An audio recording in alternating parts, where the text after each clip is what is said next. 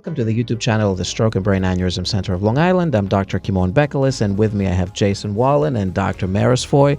And today we're going to talk about doctor-patient communication. Yeah, and I think this is a great time to do it when we have both of you guys. We have a budding practice, and we have a lot of patients come through, and we've done a lot in the last couple of years. And we can maybe shed some light on the patients, how to better come to the office prepared for things. And maybe you guys can even teach some physicians that are starting their own practice, the things that you learned over the years.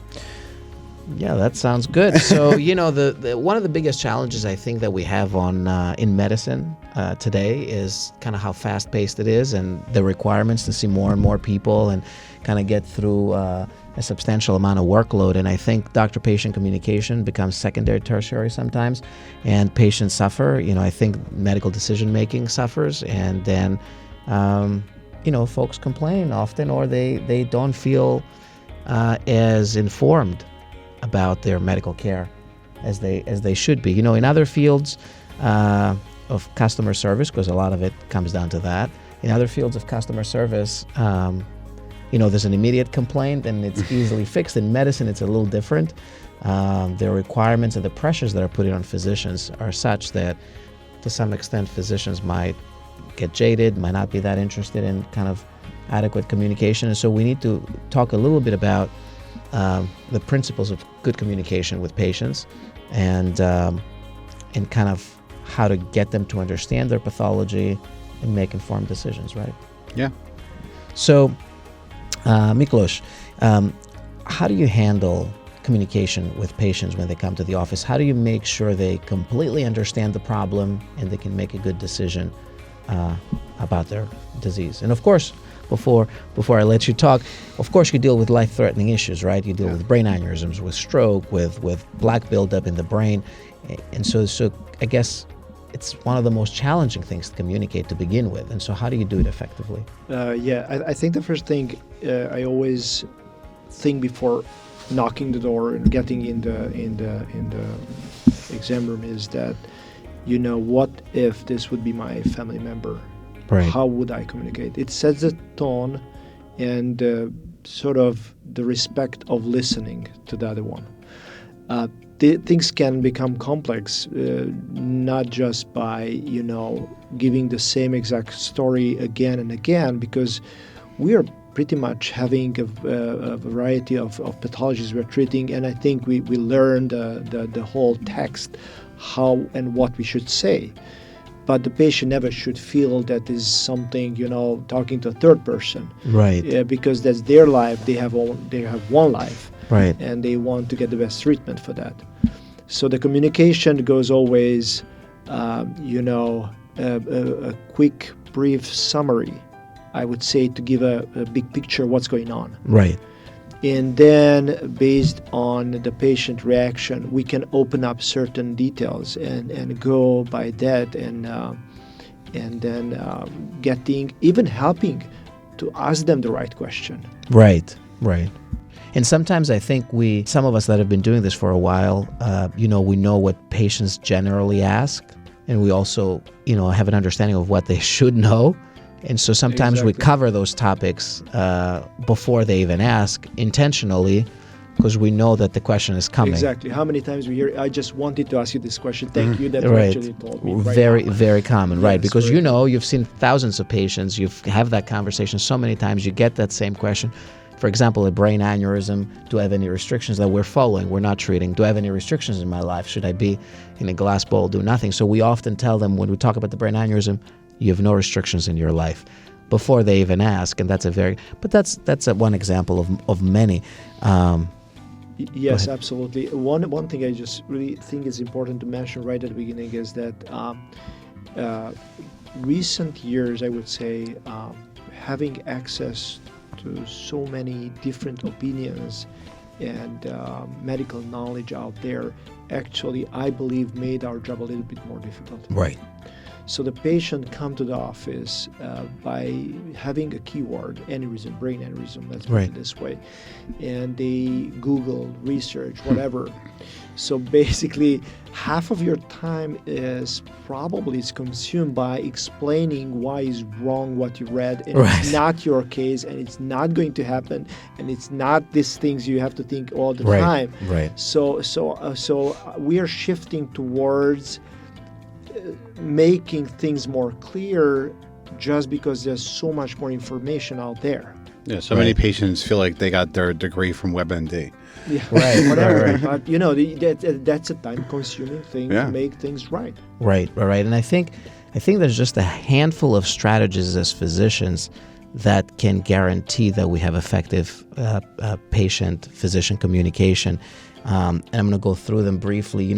Setting expectations and the agenda of what we're going to talk about today is very important, right? You don't want to have an unruly conversation that's going down a path it shouldn't, because then the patient is going to leave the room confused, even if they believe they got everything out of their chest. At the end of the day, if it's not focused on the problem, they're not going to be effective communication. The second is to avoid medical jargon. All of us, when we talk about these problems, we use very, very simple terms, and it's not. It's not to any extent talking about, the patient doesn't understand. It's just that they're in a different field. They're engineers. They're in a different field, and often using terms that to us are very commonly used, they might not resonate with them. And other thing is to actively listen. So, when a patient is talking, understand what they're saying, and kind of when you're talking back to them, take into account what they said. That shows that the patient that the physician is in the room 100%. They care about their problem. They want to communicate. It's fully engaged in the conversation. Mm-hmm. So absolutely, you're present. And that ties nicely into the fourth point I want to make, which is showing empathy.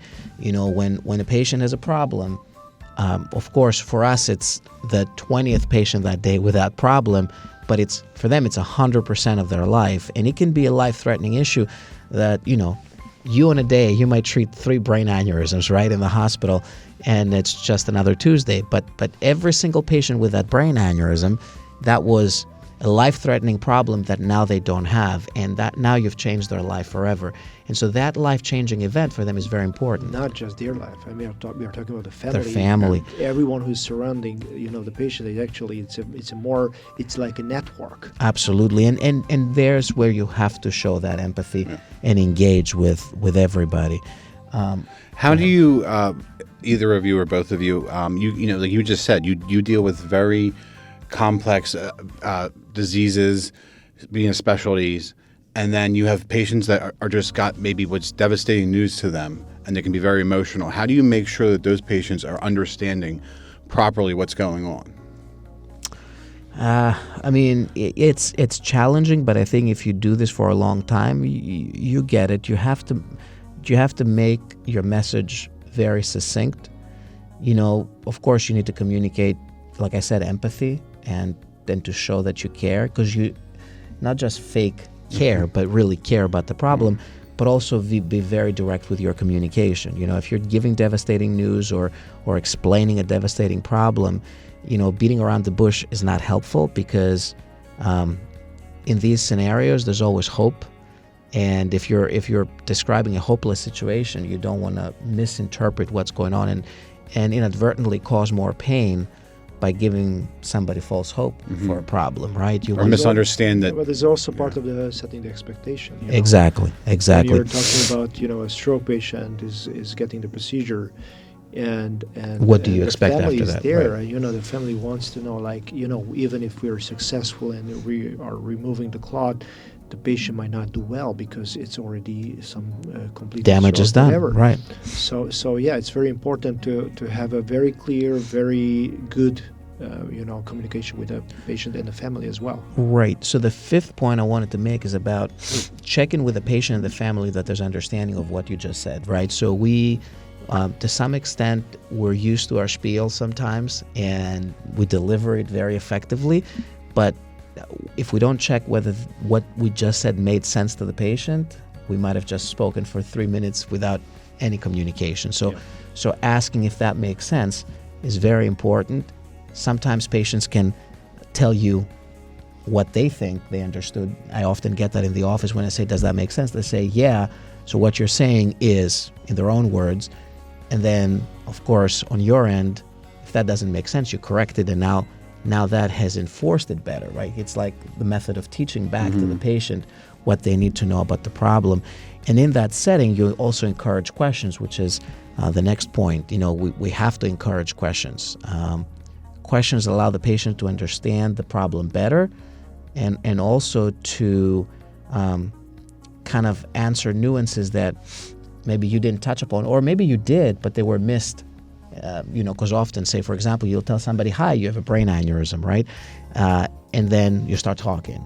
And everything you said after that you have a brain aneurysm completely gets lost because they spent those 2 minutes thinking, what does that mean? Am I going to die? And all that other stuff. And so asking a question, of course, a physician shouldn't be annoyed.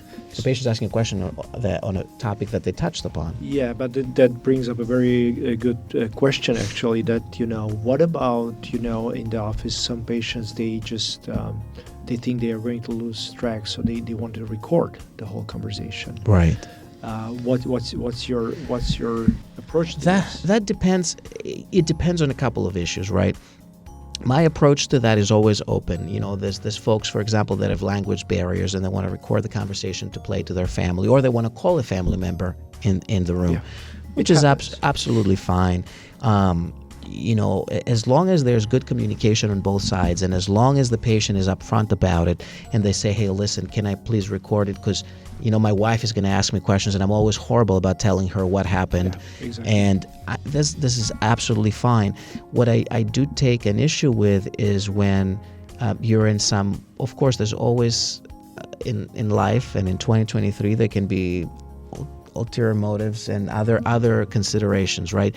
And if somebody is recording a conversation secretly, without somebody's permission, that of course is something that I'm really not very appreciative of, because that's indicating something else, another motive. But if patients up front with me and they say, listen, even for myself, I want to record this conversation because I want to consider everything you said later, absolutely, why not? There's nothing that we say that is not public, but at the same time, if you're recording conversation in secret, that's telling me that you want to utilize this conversation for some other secondary gain that really I don't want to be participating in. Well, it could also be illegal, I think, too.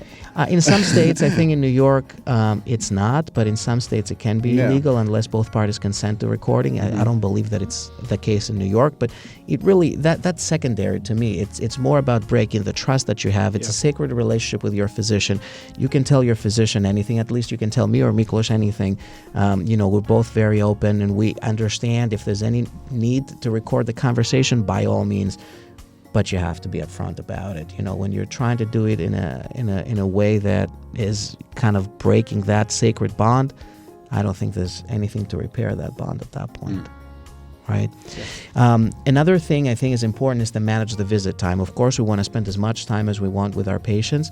However, there's restrictions that come from seeing other folks, and also that respecting the patient's time also, because this day and age, when people come to the doctor or they go to anywhere, they expect also that they'll be seen on the allotted time. Gone are the days where you want to see a doctor and you waited for an hour or two in the office and you always expected that you'll be waiting a long time. So we have to manage that time without, of course, if it's a difficult problem, we don't want to shortchange the patient, but we have to manage the time effectively. Well, I think on the patient aspect too, it's kind of selfish to go somewhere, and I'm speaking from my own experiences, and then you expect the physician to run through everybody, but then when it comes to you, you want the time that you feel that you need. Right. So you want to respect that. To be selfish. Yeah, exactly. Everybody is.